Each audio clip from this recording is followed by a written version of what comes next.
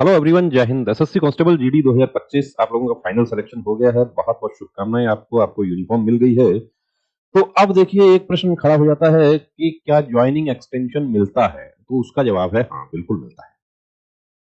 कि आपका आधार नहीं बनता, लेकिन जो जेन्युइन कैंडिडेट्स हैं जिनका वाकई में प्रॉब्लम है उनको बिल्कुल मिलता रहा है, पहले भी मिलता रहा है। कितने समय का मिल सकता है? तो देखिए, ज्वाइनिंग लेटर के बारे में यदि हम डीओपीटी के रूल रेगुलेशंस की बात करते हैं तो ज्वाइनिंग लेटर का जो इशू डेट है उससे 6 महीने तक आपकी उस पर दावेदारी बनी रहती है। किस आधार पर मिलता है? मेडिकल का जो ग्राउंड है। अब किसी कैंडिडेट का सपोज कीजिए खुद का ट्रीटमेंट चल रहा है, तो वो मेडिकल के अपने डॉक्यूमेंट्स प्रोड्यूस कर दें, उनको बिल्कुल मिल जाएगा। यदि आपके मदर फादर का, वाइफ का, हस्बैंड का उनका ट्रीटमेंट चल रहा है, आपके घर में उनको देखभाल करने वाला नहीं है, आपको 1 महीने का, 1.5 महीने का इतना ज्वाइनिंग एक्सटेंशन मिल सकता है। एक बार आप एप्लीकेशन दे देते हैं तो क्या आपका काम हो गया? देखिए, एप्लीकेशन कब देना है? तो एप्लीकेशन आपको यहाँ पर देना होता है जब आपका ज्वाइनिंग लेटर आपके हाथ में आ जाए।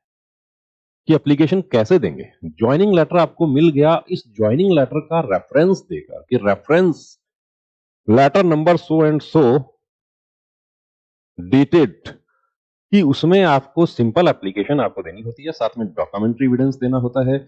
कहां देना है? जैसे हम सीआईएसएफ की बात करें तो सीआईएसएफ में आपको एक ट्रेनिंग सेंटर में आपको रिपोर्ट करने के लिए कहा जाता है। एसएसबी में हम बात करें तो एसएसबी में आपको जनरली यूनिट्स में बुलाया जाता है। सीआरपीएफ में ग्रुप सेंटर्स में बुलाया जाता है। बीएसएफ में आप लोगों को आईजी हेडक्वार्टर, जो फ्रंटियर हेडक्वार्टर कहा गया है, वहां बुलाया जाता है। फिर वहां से आपको ट्रेनिंग सेंटर्स में भेजा जाता है। तो जहां आपको रिपोर्ट करने के लिए कहा जा रहा है, आप उस संस्थान को आप भेज सकते हैं। आपको जहां से जारी हुआ है वहां को आप उसको संबोधित कर सकते हैं, और साथ में प्रतिलिपि दे सकते हैं सूचना, तो सूचनार्थ, कि आपका जो ज्वाइनिंग लेटर है उसमें भी नीचे सूचनार्थ रहता है कि कहां कहां सूचना भेजी गई है। तो आप एक्सटेंशन के लिए एप्लीकेशन देते हैं, उसकी सूचना आप उन संबंधित विभागों को भी दे सकते हैं, कार्यालयों को, जो कि आपके ट्रेनिंग उसके ज्वाइनिंग लेटर में जिनको सूचना दी गई है।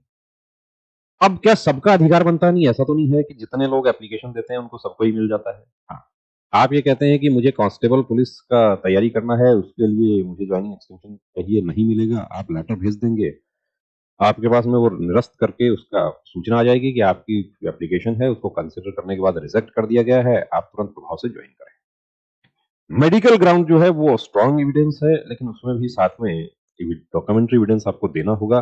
बिना डॉक्यूमेंट्री एविडेंस के आप लगाते हैं तो आपसे डॉक्यूमेंट मांगे जा सकते हैं। आप जो डॉक्यूमेंट्री एविडेंस दे रहे हैं उनका क्या वेरिफिकेशन करवाया जा सकता है? बिल्कुल, वो भी करवाया जा सकता है। तो इन सब चीजों का ध्यान रखते हुए यदि आप जेन्युइन कैंडिडेट हैं, आपको वाकई प्रॉब्लम है, आप ज्वाइनिंग के लिए एक्सटेंशन लगा सकते हैं। उसको कंसीडर करना ना करना ये देखिए सक्षम प्राधिकारी के हाथ में है।